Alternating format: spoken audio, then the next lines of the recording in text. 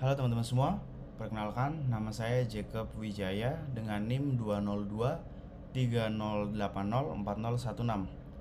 Hari ini saya akan menunaikan dari pekerjaannya Bu Fitri terkait presentasi ide proposal yang akan kita ajukan sebagai tugas UTS dan tugas UAS. Jadi saya mulai saja.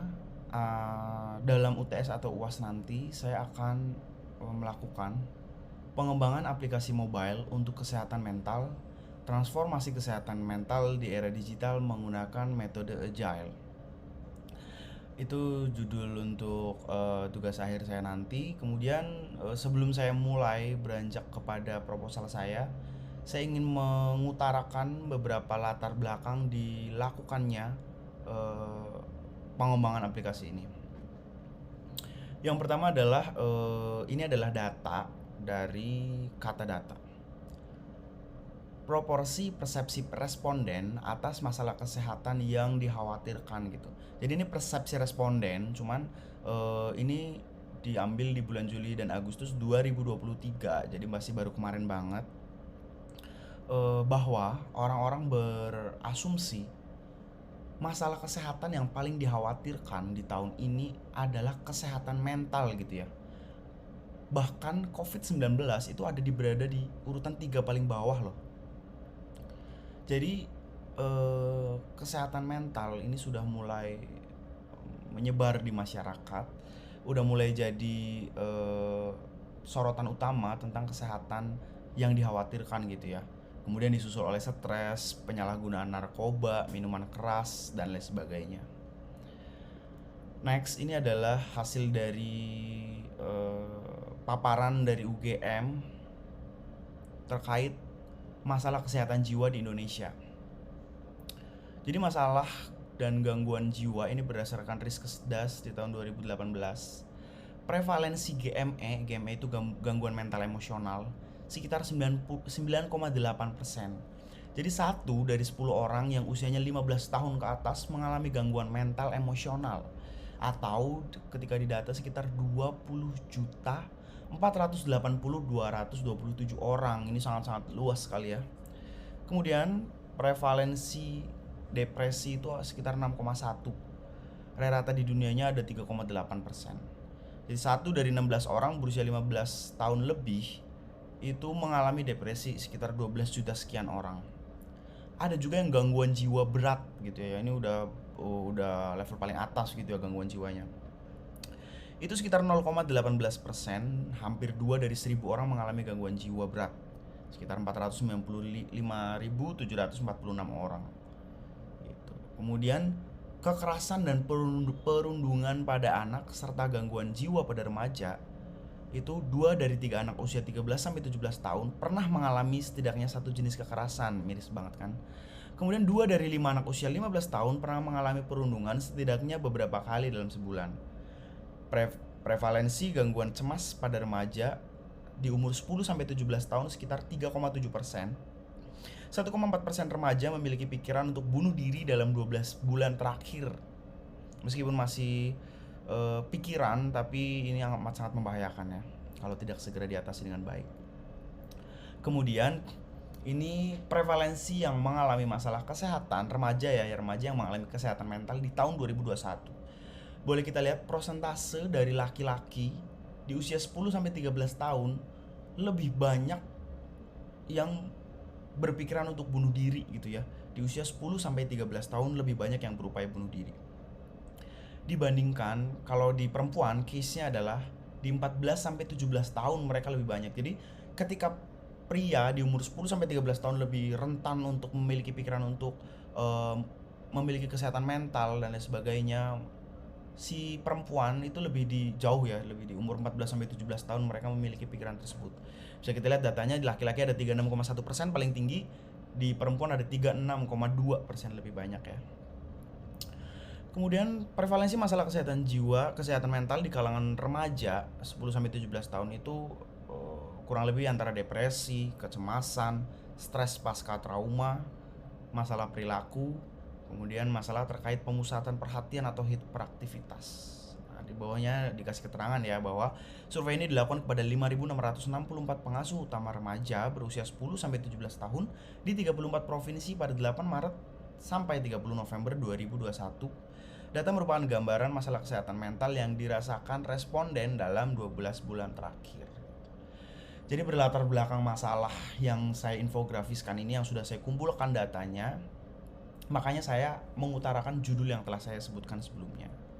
So, mari kita masuk ke dalam presentasi saya. Apa itu mental health dan apa itu agile gitu ya.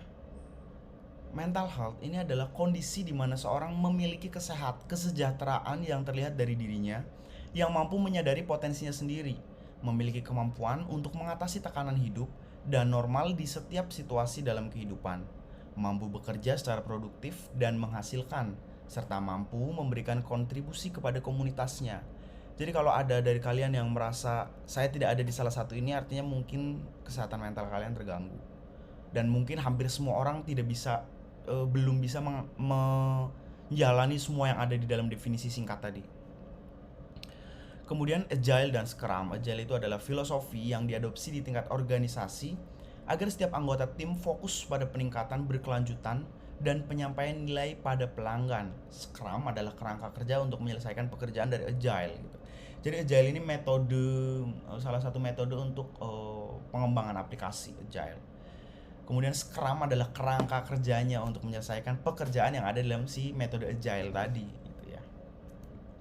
Kemudian latar belakang ide penelitian dan tujuan secara general.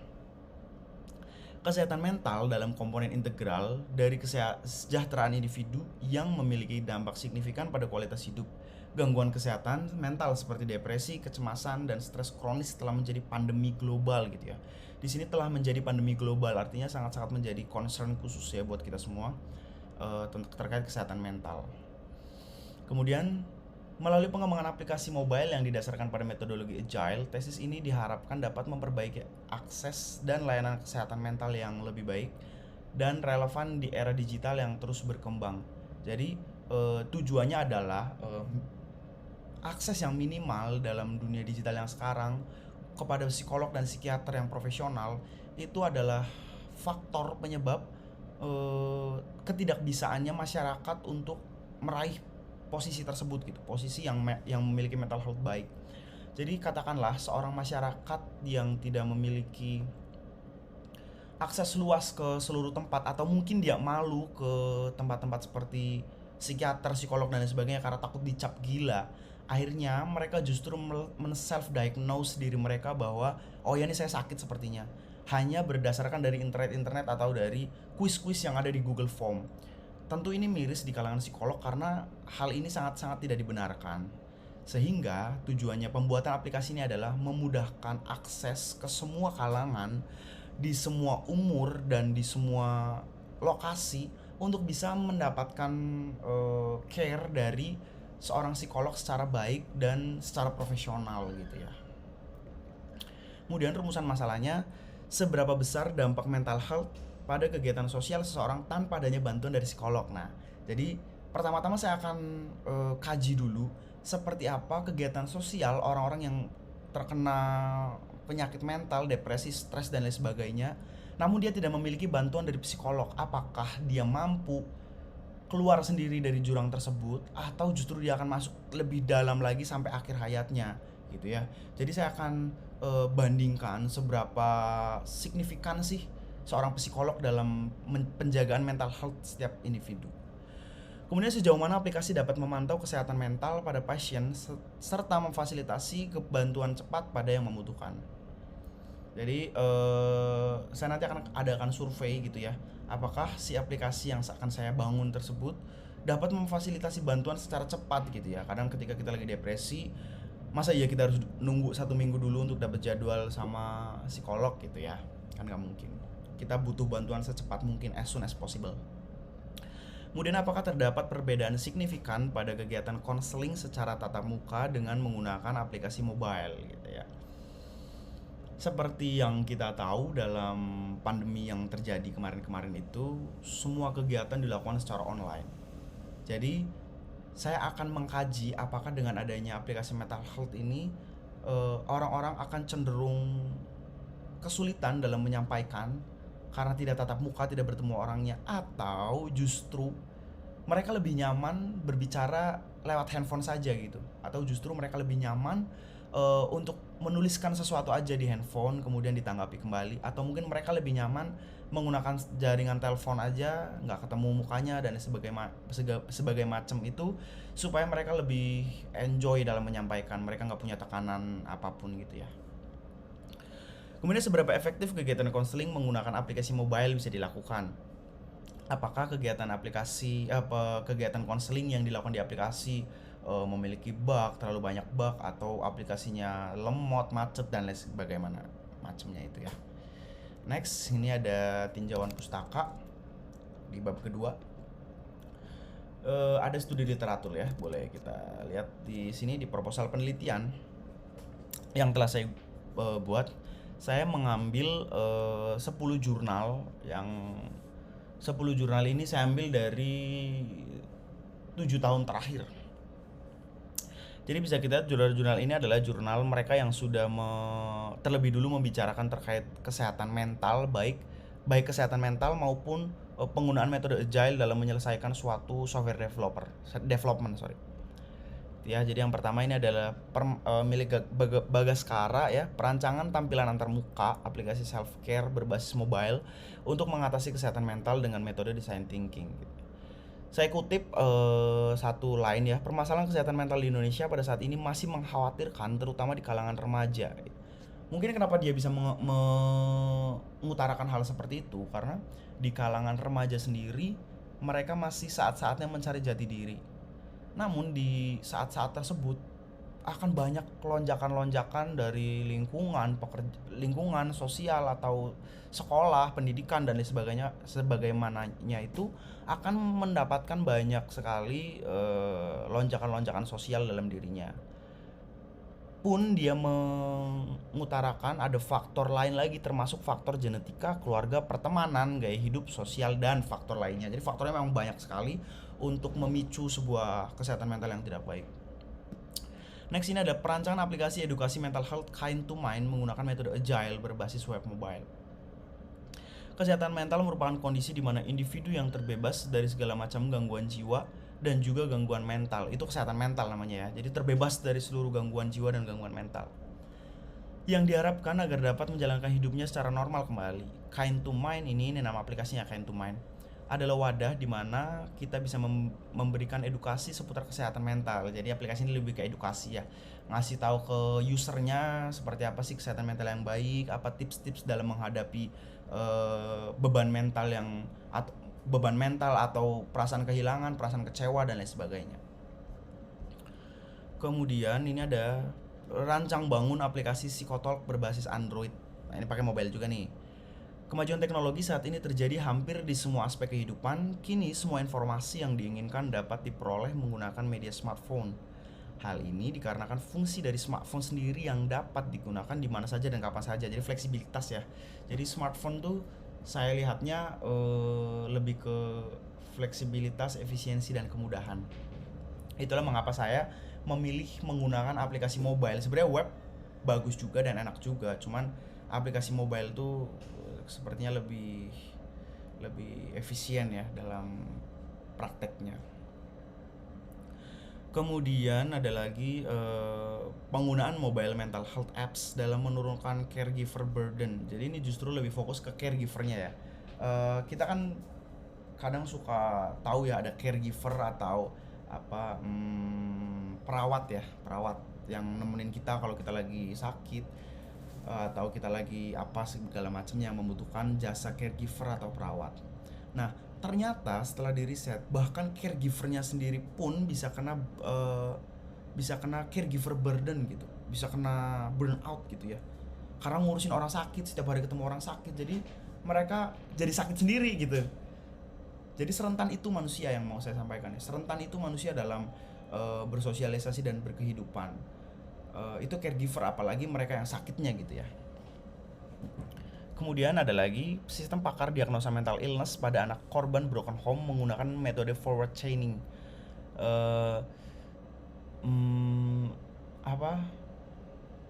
anak korban broken home ini adalah salah satu target yang paling mudah terkena kesehatan mental yang kurang baik.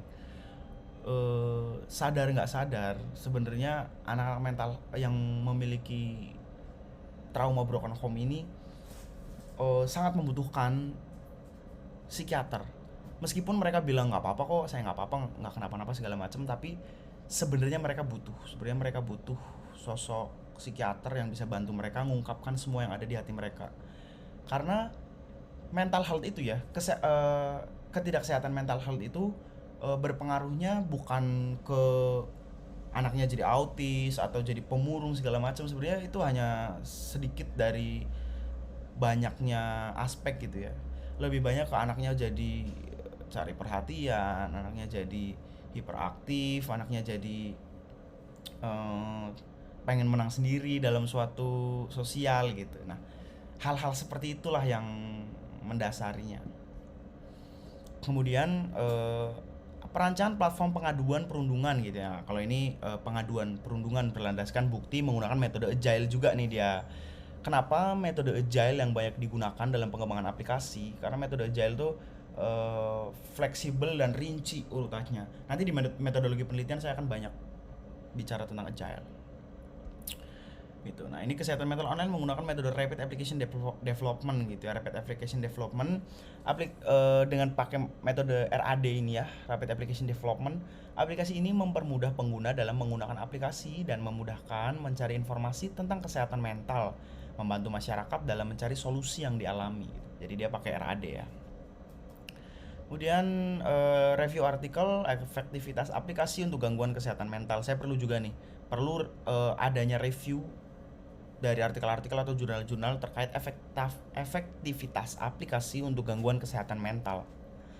Pelayanan untuk gangguan kesehatan mental pada negara yang berpenghasilan rendah memiliki berbagai jenis hambatan seperti kurangnya sumber daya medis, kurangnya penyedia layanan kesehatan terkait dengan gangguan mental, minimnya biaya untuk berkonsultasi, dan jarak yang jauh. Nah ini nih, kenapa saya pakainya mobile apps?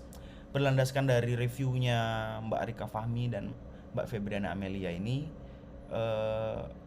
banyak faktor yang menghambat dalam kita berkonsultasi kepada psikiater secara offline gitu ya. Kemudian perancangan aplikasi kesehatan mental NAFS Islamic Psycho Spiritual Therapy berbasis Android menggunakan metode PDCA, Plan Do Check Action. Kemudian aplikasi layanan e-counseling mental health MeCare dengan pendekatan Agile Scrum. Nah ini yang kurang lebih sama ya dengan saya. Namun dia berlatar belakang pada saat pandemi COVID-19 masuk ke Indonesia menjadi masa-masa yang sulit dan membawa banyak dampak perubahan di dalam kehidupan masyarakat sehari-hari. Salah satunya adalah kota Cirebon, jadi dia berlatar di suatu kota gitu ya. Tak heran banyak masyarakat kota Cirebon yang mulai mengalami kesulitan baik secara sosial, ekonomi maupun kesehatannya. Nah, jadi kesehatan mental itu bukan semerta-merta jadikan kita pemurung atau kita jadi yang lainnya gila dan lain sebagainya. Sebenarnya lebih dari itu gitu ya, lebih dari itu, lebih ke mereka jadi sulit cari kerja karena merasa insecure, mereka jadi mager karena mereka merasa insecure tadi, mereka jadi kurang percaya diri gitu. Itu penyebab-penyebab dari kesehatan mental yang kurang baik. Oke, kita balik lagi ke sini. Studi literatur sudah, kemudian kita ke chapter 3 yaitu metodologi penelitian. Metodologi penelitian. Coba ya. Di metodologi penelitian, saya menerapkan metode agile yang sudah saya jelaskan tadi. Nah, metode agile memiliki produk. Yang pertama adalah produk backlog, kemudian ada lagi sprint gitu ya. Kemudian dari sprint ada lagi task. Jadi dari sprint kita bagi-bagi lagi. Yang pertama ini dari backlog ini pembuatan UML. Saya akan bikin UML untuk menggambar aplikasi terlebih dahulu, flow aplikasi terlebih dahulu, menggambar flow aplikasi ya. Kemudian perancangan desain UI, baru saya akan tampilkan UI aplikasi ini. Pembuatan halaman utama aplikasi, pembuatan fitur login, memilih psikolog, fitur pemilihan jadwal, fitur pembayaran, fitur riwayat konseling yang terpaut pada profil pasien, kemudian profil pasien. Jadi banyak fitur-fitur di sini sebenarnya fitur-fitur general ya, fitur-fitur yang umumnya sudah ada, namun akan saya kembangkan supaya bisa kompatibel di dua perangkat, yaitu iOS dan Android gitu ya.